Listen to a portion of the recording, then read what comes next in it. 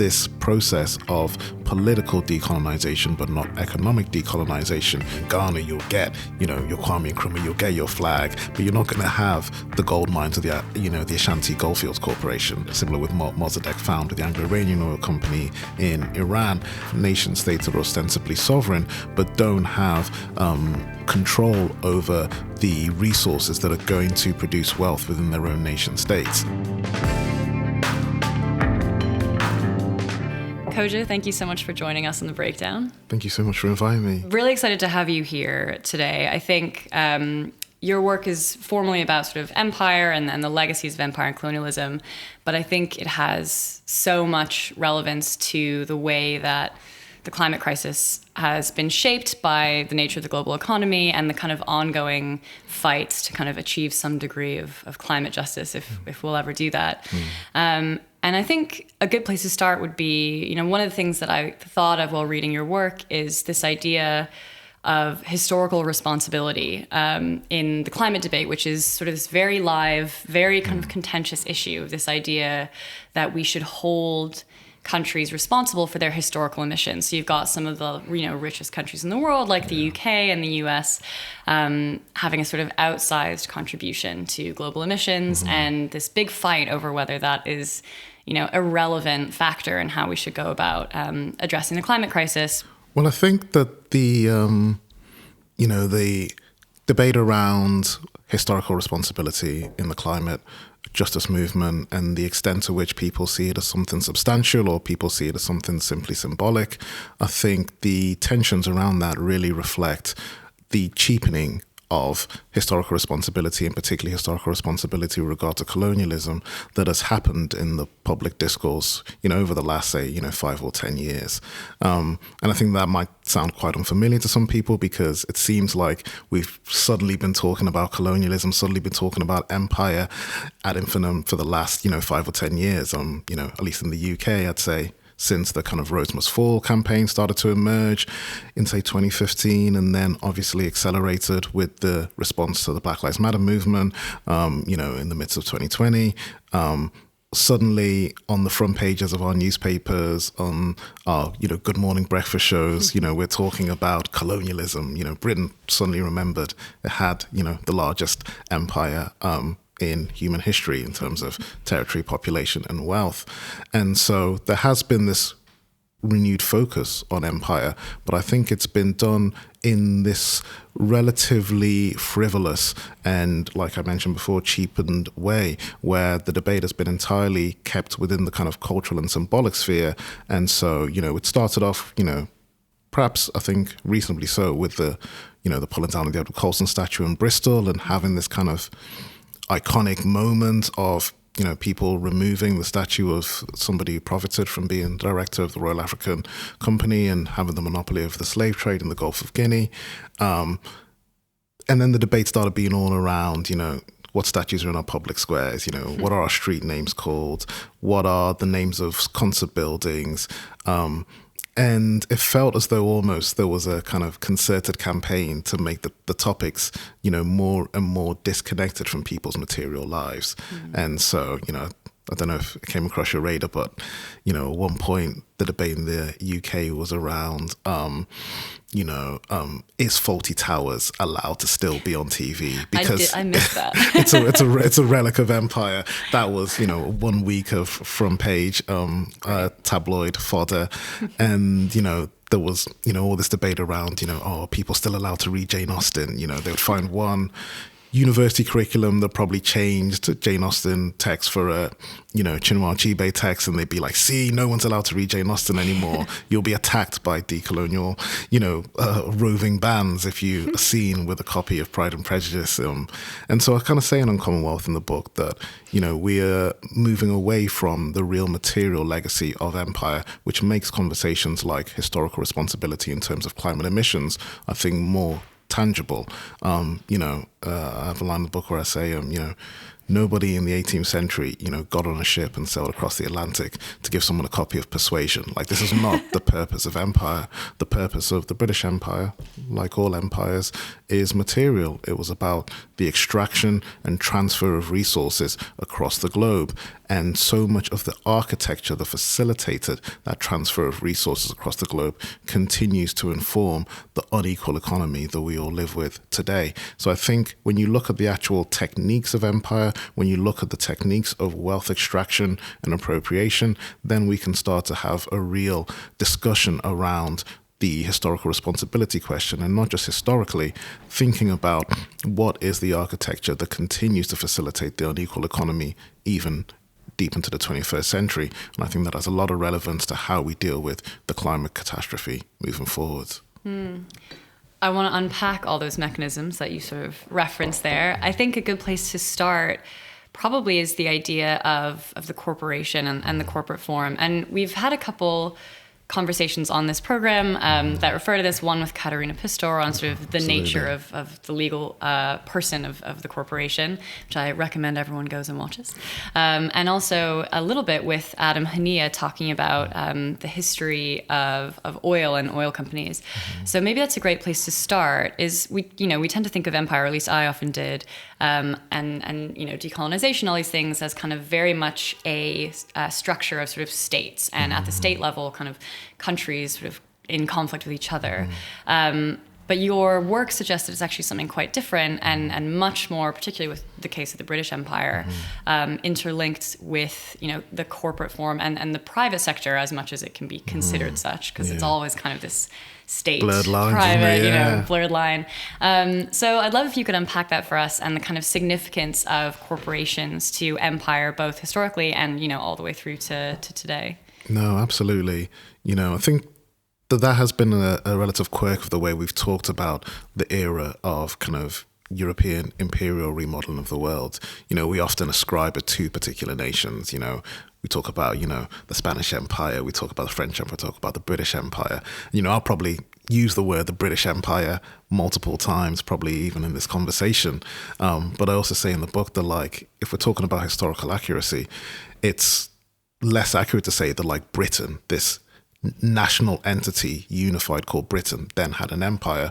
It's more accurate to say that the empire had Britain, that this project of imperialism did so much to produce. It first of all precedes the formation of Britain. When we think about some of those earliest colonial companies, and I'll talk about those a little bit more later, but when we think about, the Levant Company, the Muscovy Company, these precede the Act of the Union of 1707 that brings together the nation state that we call Britain to this day. When we think about, how does empire emerge, I think one of the things that really gave the British Empire, as we call it, a distinctive advantage over, say, the Belgian or the French empires was that it was much more kind of fluent in the use of this privatized corporate structure to do so much of the heavy lifting of imperialism. You really have this conveyor belt that goes all the way from, the Hudson Bay Company to the Royal Africa Company we mentioned already, to, when we get to the 20th century, the Royal Niger Company, which, is responsible for the nation state of Nigeria that we know now, the Anglo-Iranian Oil Company, and the corporation that historians like William Dalrymple or Philip Stern still describe as the largest, most powerful private corporation that's ever existed. Even in the age of Amazon and Google and whatever, which is of course the British East India Company. And so through the process of colonialism, you really get a transformation of the corporate model into a commercial model, because the corporation obviously precedes this era of imperialism. It goes back to the Middle Ages, to ecclesiastical structures, the university. The corporation is a form that allows institutions to outlive the lifespan of their founders, but it's primarily used for non-commercial endeavors until it starts to become the best vehicle to be able to accumulate wealth over an extended period of time, because you have to create these joint stock corporations, which, the name kind of betrays them, is, traveling across the world, producing a bunch of loot, and then that stock is shared by its investors. Now, the use of these private corporations, I think, made the British Empire so much more efficient in extending its reach across the world. And it also, I think, in terms of the historical memory point of it, played a crucial role in terms of kind of insulating the British national story from the history of empire. And so even though we know, and as you alluded before, that this idea of them being private companies is much more complex in reality, you know, they all required a royal charter. That, you know, you couldn't just form a corporation as you do now. You needed that royal charter. You needed that monopoly. You needed that partnership with the monarch. But because they're presented as private companies, I think that allows the story of British history to remain what Michael Gove called this island story. You know, the history that at least I learned in school, you know, is, you know, William the Conqueror, and then, you know, the Tudors, the Gunpowder Plot, World War II. Everything happens just in this island. And you know what goes on in India? Well, that's the interests of the British East India Company. You know what happens around the foundation of Nigeria? That's not British history. That's the Royal Niger Company. It's, you know, the privatized accounts of these private corporations, which I think adds to that historical amnesia, which makes conversations like historical responsibility when we think about climate justice moving forward so much more difficult to have. You have an amazing fact in your book, and correct me if I get this wrong, but that at one point the East India Company had a larger private army than the British state. Is that absolutely? They had, but than any state that was operating at that time, you know, and even talking about them as a company, you know, Philip Stern's book is fantastic. It, you know, describes them as the company state, you know, and even in the, you know, to show this isn't some kind of woke left-wing kind of ideology, you know, Edmund Burke, the godfather of English conservatism, you know, describes them as, he goes, a state masquerading as merchants, you know, that they had tax raising capacities. They held their own, you know, judicial system. You know, they functioned with so many of the authority and responsibility that we would now ascribe to the nation state, whilst at the same time essentially being a privatized corporate body, which, you know, so many people, I think, in Britain, you know, would know next to nothing about. I want to pick up on one of those companies in particular that you mentioned, although not by its current name, and that is British Petroleum. You know, BP, the UK's kind of big oil major, recently kind of announced a big rollback of its kind of green plans and was handsomely rewarded by shareholders for it, I should say.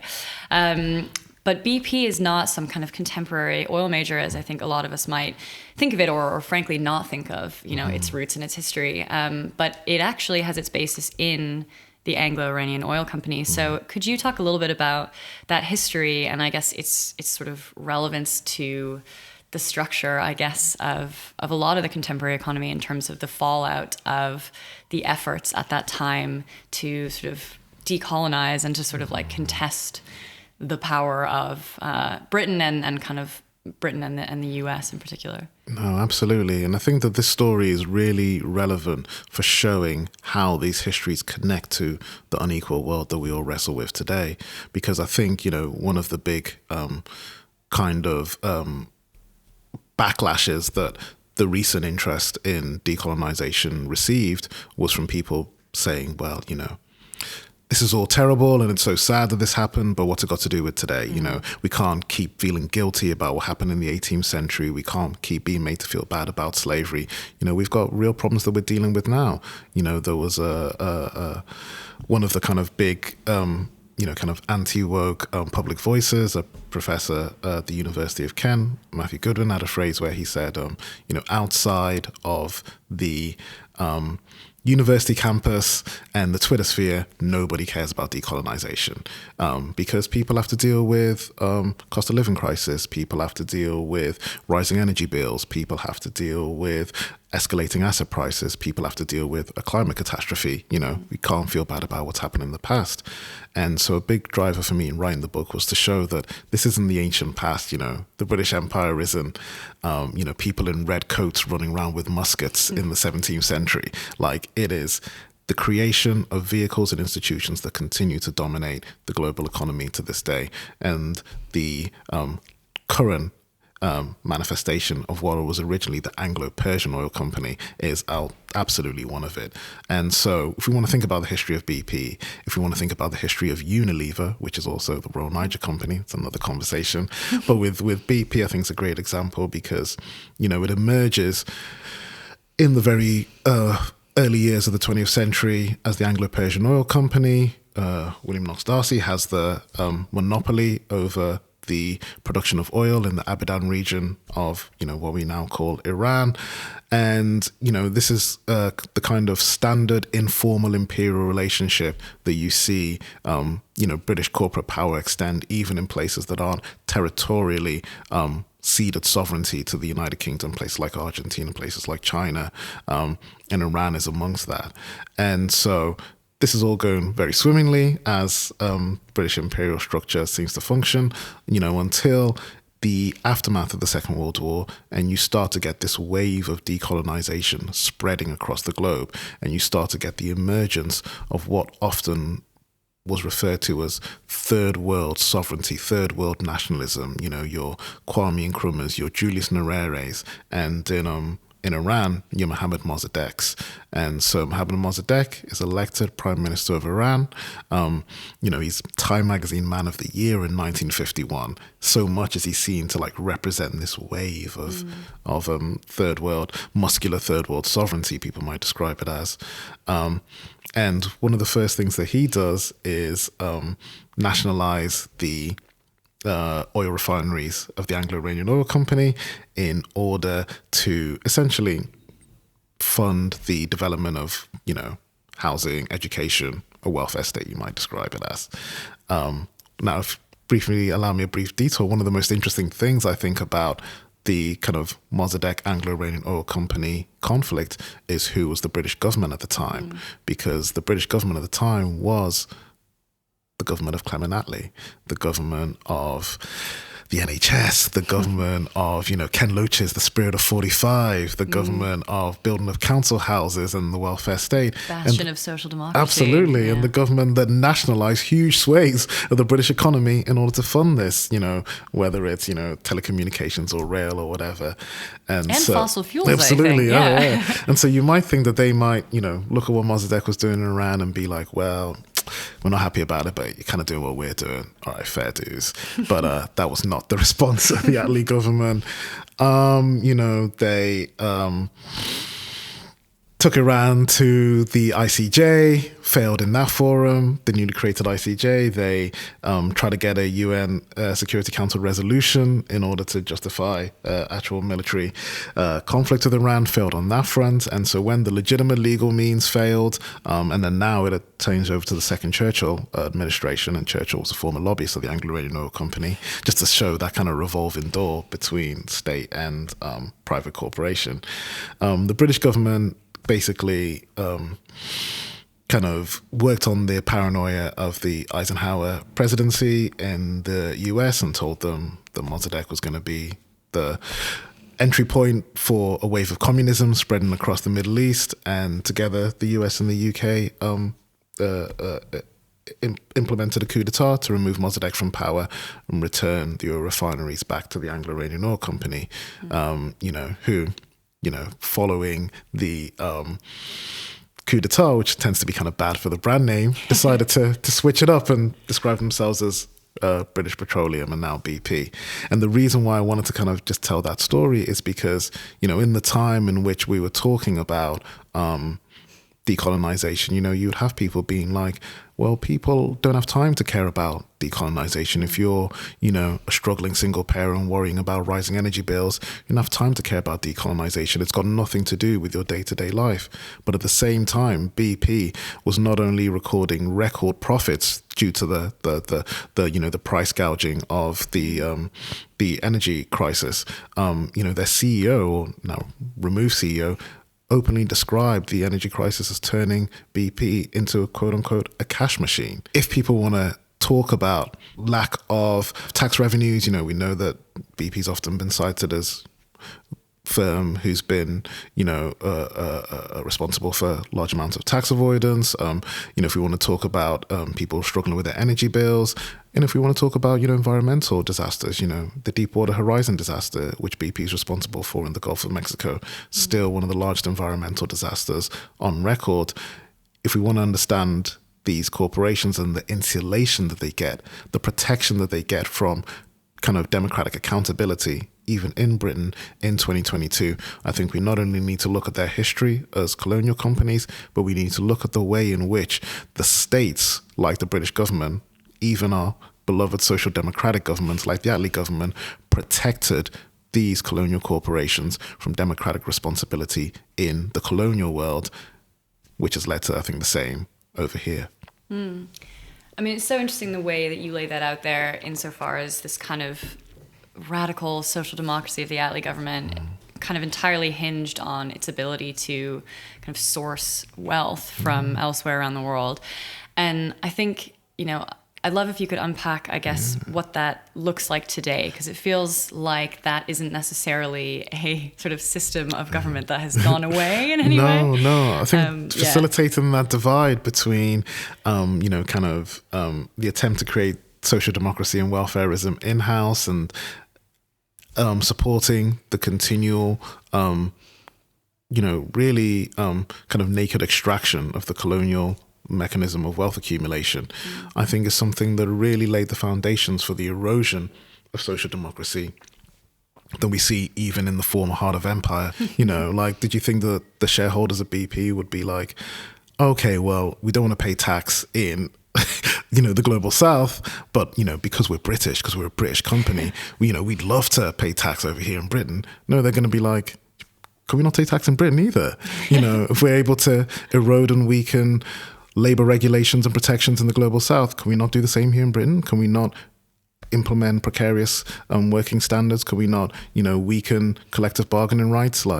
And so I think that assumption of the world being separated between the colonial world and this kind of protected inner citadel of the, Europe and North America, I think is something that we're really going to have to detach from, especially when we think about conversations like the climate catastrophe. There's still this idea that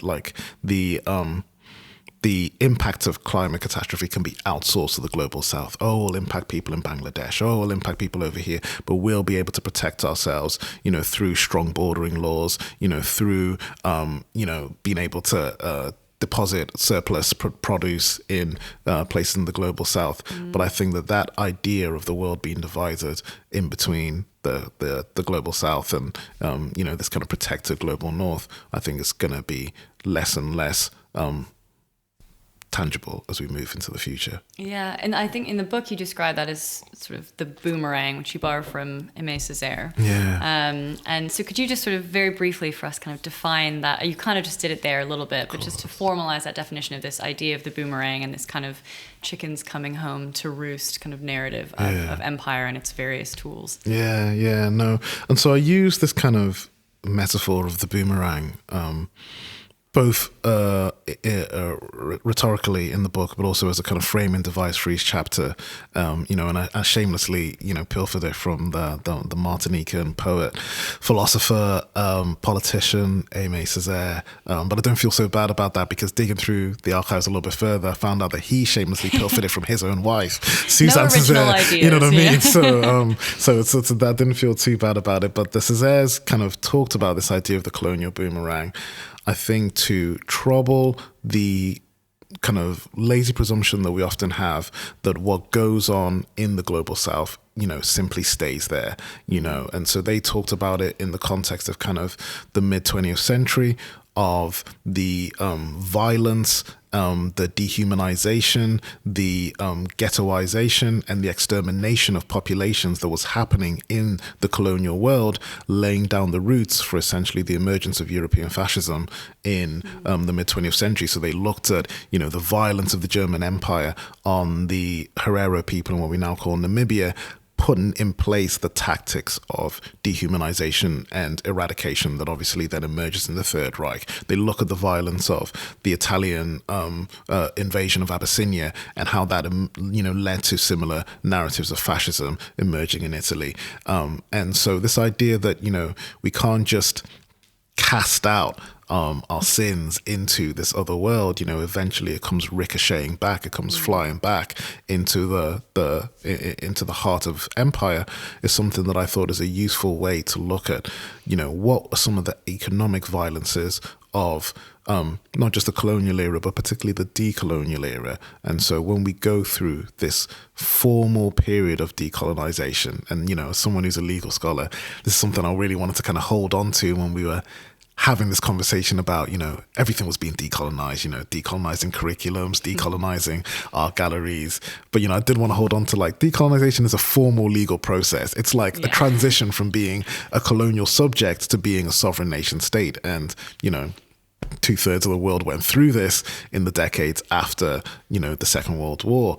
And so, as we have all these new nation states being created, Jamaica, Ghana, Kenya, Singapore, all these places are now becoming, they have their own flag and their own head of state and all the kind of trinkets of sovereignty. What was the response of the kind of transnational colonial corporation to that moment? What were some of the techniques and structures that allowed them to maintain as much economic control as possible, even when ceding political and territorial control back to the native populations of these areas? And then I want to think about how did some of those techniques, things like the insulation of corporate interests from state power, things like the offshoring of wealth, things like, the eradication of the ability for governments to be able to determine things like labor rights or things like protectionism. How did that lay the pathway for some of the economic challenges that we're facing, even right here, in the heart of the former colonial world in London? I think it's also in a different sense, such a good metaphor for climate and particularly ecological crisis. I think, so much of this era of cheap energy and oil has been cheap and contingent on sort of the unaccounted for human and ecological damage of, you could take, the Niger Delta as just one small example of how, this kind of assumption that you can sort of offload things to these sort of invisible areas of the global south and then will never come back to haunt you, I think is really at the heart of what we're now confronting in the climate. But I want to talk about a key word that you mentioned there, and I think something that's super relevant to the ability of countries all over the world, but including, somewhat ironically, countries like the UK and even the US to enact climate policies and sort of any kind of more radical or kind of bold policy that they want. And that's this idea of sovereignty. So we have this sense that, sovereignty happened in decolonization when states became formally independent. But, sovereignty in practice is so much more bound up, I think, in, the economy. And so in the, in the climate space, for example, you can think about very recently, I think the government of the Netherlands being sued by German companies for trying to have a kind of no coal by 2030 policy. They were sued by RWE and Uniper, I believe, the German companies. And that, strikes me as a clear undermining of, Dutch sovereignty in that sense. So I'd love if you could speak about kind of the idea of sovereignty as much more complex and how this kind of undermining of it economically really has its roots in decolonial struggles. Absolutely. Well, I think that's a great example of how, essentially the resolution to the Anglo-Iranian oil company Mossadegh crisis that I laid out before was a kind of a crude prelude for how corporate power will be protected in the age of the multiplicity of sovereignty, the age where, previously, a company, the East India Company could operate from, Hong Kong to India to London to Jamaica and still be under one jurisdictional umbrella, one set of kind of legal rules and guidances. And then obviously when you have this multiplication of sovereignty all over the globe, now you're operating under 3, 4, 5, 6, 20 different flags, 20 different heads of state, 20 different tax regulations, 20 different labor regulations. This is a problem for the transnational corporate entity, and the resolution of the Mossadegh issue, which happened with, Nkrumah in Ghana, which happened to, Lumumba in the Congo. This idea of, well, we'll have to just get rid of politicians who are bothering us. This is time consuming, this is expensive, and this is a hassle. You know what I mean? You can only do so many coups. How many coups can you afford? This is a lot. And so, now that the mechanisms of, investor state dispute resolution tribunals, as you mentioned, using these kind of private arbitration forums to be able to hold governments accountable if they do things that are against your corporate interests. This is a much smoother, a bloodless, more bureaucratic mechanism of being able to ensure that governments aren't able to pass things out that actually disrupt the corporate interests of fossil fuel companies and others. Ensuring that, governments, which we saw, particularly in places like Sub-Saharan Africa and the Caribbean in the very late 20th century, governments are, tied into structural adjustment programs or conditional loan agreements that have provisions that say you can't do this and you can't do that, and you must privatize this and you must privatize that. Being able to use structural adjustment programs, being able to use conditional loan agreements, being able to use these techniques to ensure that governments are too loaded with debt and are tied into provisions that need them to be able to privatize certain industries or say to them, you can't bring this certain industry into into national control. These are again more bloodless, more technocratic, more juridical ways of maintaining that same mechanisms of control.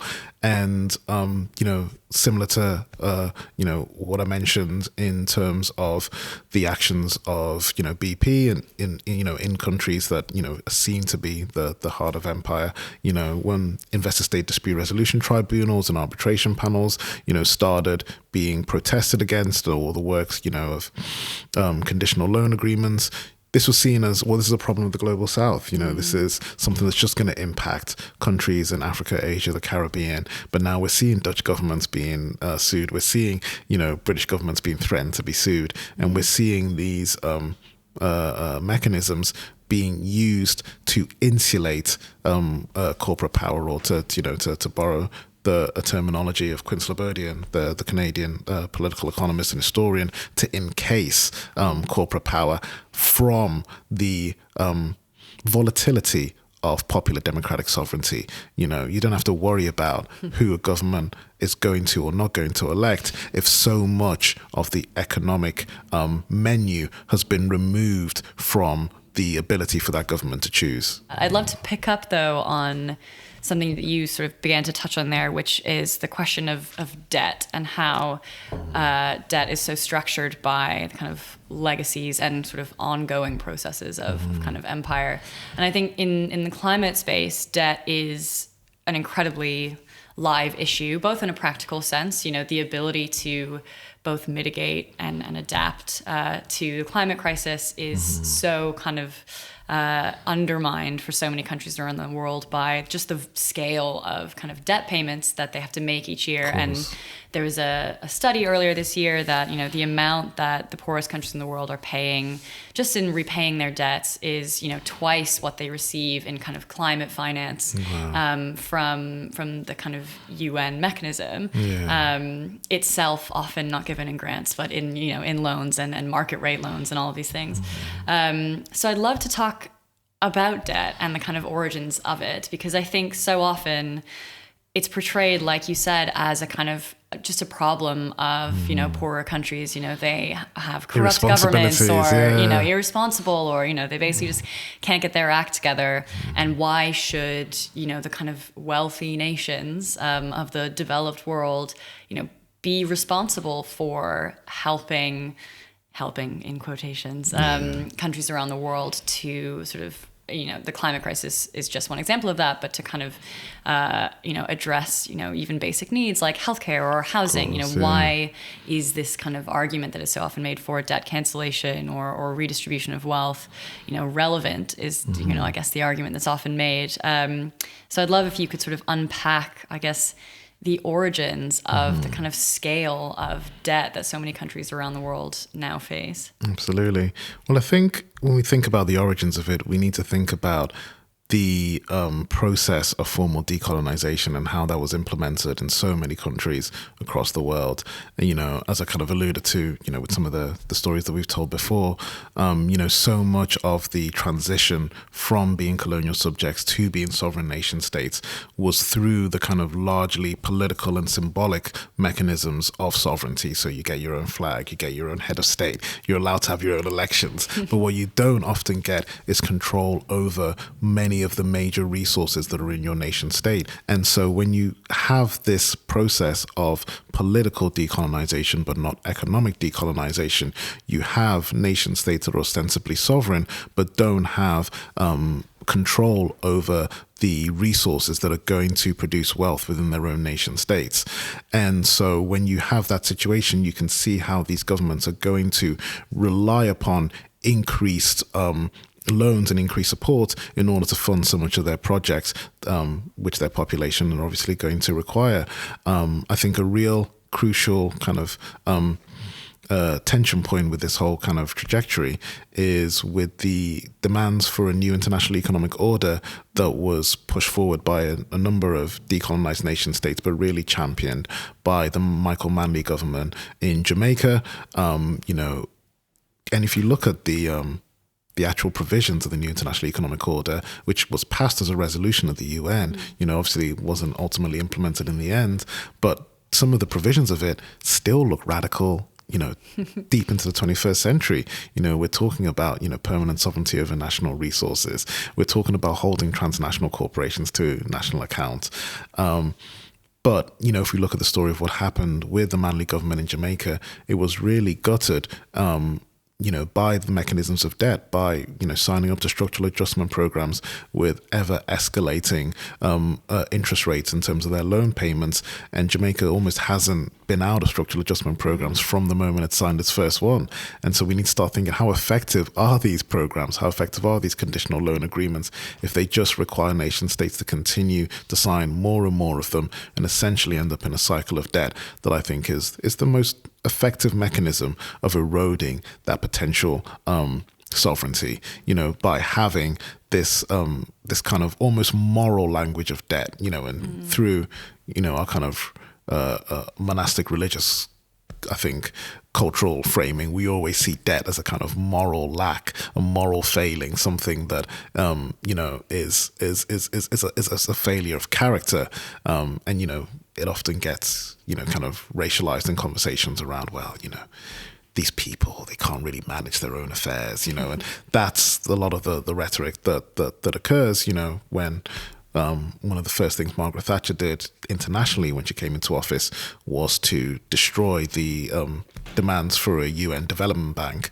and very much articulated within that kind of language of you can't enter into banks with people who can't manage themselves, they can't look after themselves.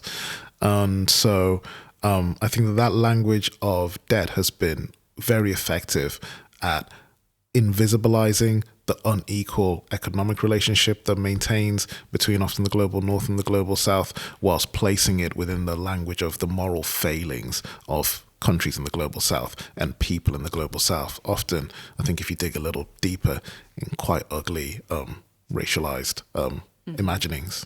I want to touch on another kind of very live issue in the kind of climate debate. And this is a huge simplification, but in many ways it's not, because this is the question that people so often ask, which is, where does the money come from? How are we going to sort of raise the funds to, invest in clean energy or sort of transform our economies in the way they need to be transformed, to be sort of decarbonized, to be sustainable, and to be resilient critically to the sort of impacts of a changing climate. And a lot of that comes down to these sort of often very sort of technical complexities with how you can actually sort of raise taxes, whether that's from your domestic population or critically from, the corporate sector. We've got lots of calls for a wealth tax in various places around the world to try and, make our economies more just, more equal, and I guess to like raise the power to make major investments that need to happen. But often that's kind of impossible to do, not least, because of the questions of, being punished by the bond markets that we've already talked about, but also just because it's quite difficult to tax wealth or to tax corporations in the structure that we have today. So I'd love if you could just talk about how much that comes down to the legacy of the British Empire, to use that term, and its role in contemporary kind of offshore networks and tax havens. Absolutely, yeah. I think that this is, one part of the story of decolonization that I think people should be much more familiar with. And again, it's really important to kind of demystify what I think are often presented as very distant and mysterious structures when we talk about the offshore world. Like every 5 years or so, we get the Panama Papers or the Paradise Papers, and, we're told about this offshore world, and it's always presented as this like distant, the Cayman Islands, the money's gone to the Cayman Island, maybe James Bond knows where that is, but nobody else has ever heard of it. And it's like these places, the Cayman Islands, the British Virgin Islands, Bermuda, are British overseas territories to this day. They're as much the territorial responsibility of Westminster as Brighton or Blackpool. That they are not even independent nation states that are in the British Commonwealth. They are British overseas territories, which is basically a fancy word for saying, remaining colonies. They are the outposts that remained under British, the Cayman Islands wasn't even an independent colony during its run. It was governed as part of Jamaica. So, we talked about Jamaica before. When Jamaica becomes independent, that's when the Cayman Islands first becomes a British overseas territory and then presents itself as being at the very forefront of what we now call the offshore world. And so you can't really understand the emergence of the offshore world, the places that I just mentioned, Cayman Islands, the BVI, Bermuda, are described by the Tax Justice Network as the top 3 corporate tax havens anywhere in the world, and they're all British overseas territories. Like, this isn't just a coincidence that all these crown dependencies and overseas territories are offshore financial centers. They have a lot to do with the way in which the corporate and wealth holding element of the British Empire responded to that moment of formal decolonization. And so I think one thing we need to remember is that income tax was often extremely low in the colonies, sometimes non-existent, and even when it was implemented, was often levied upon the native populations. And so, what people will call the settler populations, people who live there or who own businesses in the colonies, had enjoyed huge amounts of wealth accumulation and owned a huge amounts of assets in that colonial space at the time of formal decolonization. And so when you now have these assets potentially under the sovereign control over now native government, this is something that might be uncomfortable for a settler population.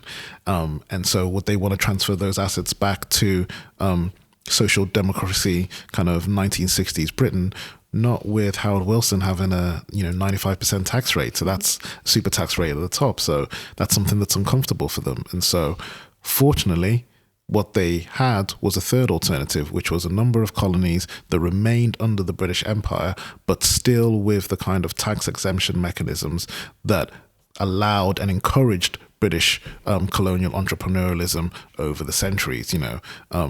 Even things like the non-dom tax status that we've been talking about over, the last year or two since the former Prime Minister's wife suddenly was revealed to be benefiting from that. And can you just unpack what that is?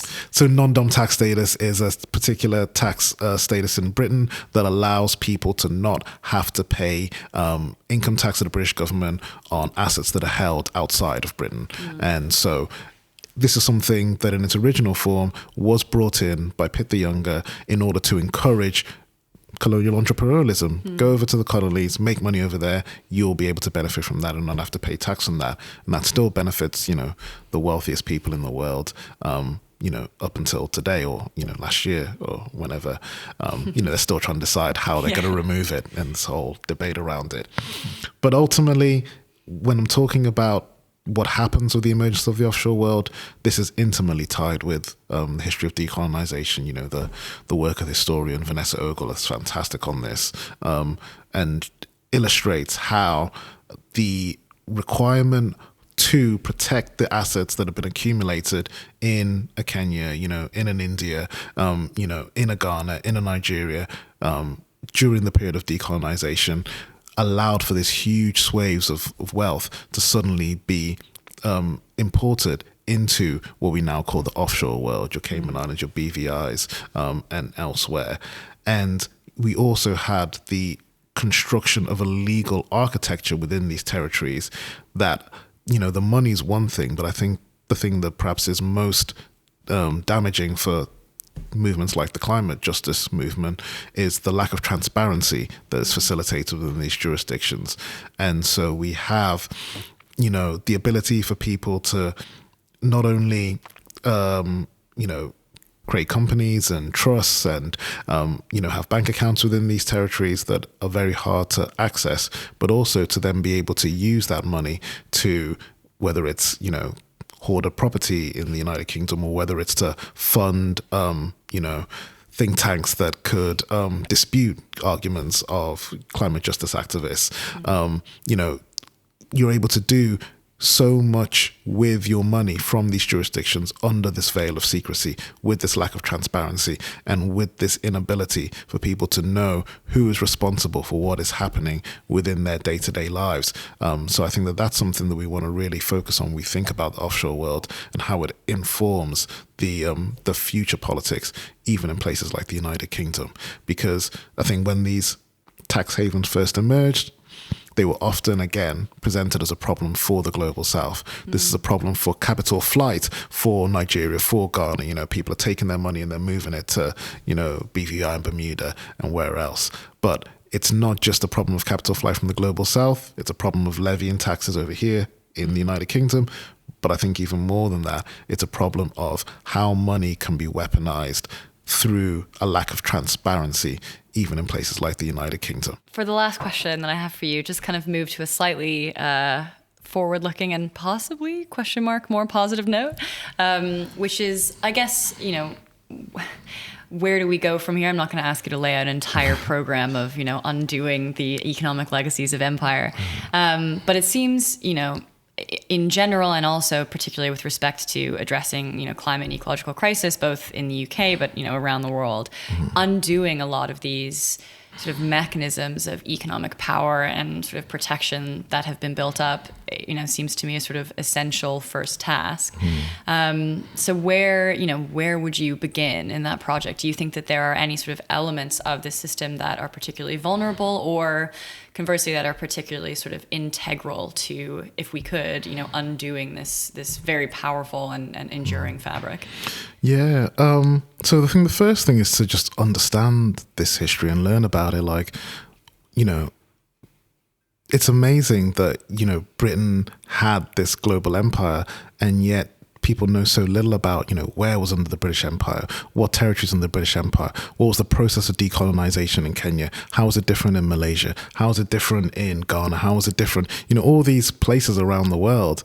These stories are their kind of national stories, and yet in Britain we have no idea about this. As a brief detour, there's a fantastic element in Tony Blair's autobiography that I read so that no one else has to, where he talks about going to facilitate the handover of Hong Kong back to China, enters into conversation with the Chinese premier who's trying to talk about, can we put this ugly imperial past behind us? And Blair writes in his autobiography, he's like, I have no idea what he's talking about. He's like, never heard about the Opium Wars, which is the basis why Hong Kong became British in the first place, which is the very event that he's going to facilitate the transfer of. And he's like, never heard about it. This is the level, and this is somebody with a boarding school and Oxbridge education, who's a prime minister, a prime minister, and has no idea around that. And so I think that one of the first things to do is to kind of learn that history all around the world. But in terms of areas that are particularly vulnerable, we talked a little bit about the offshoring world.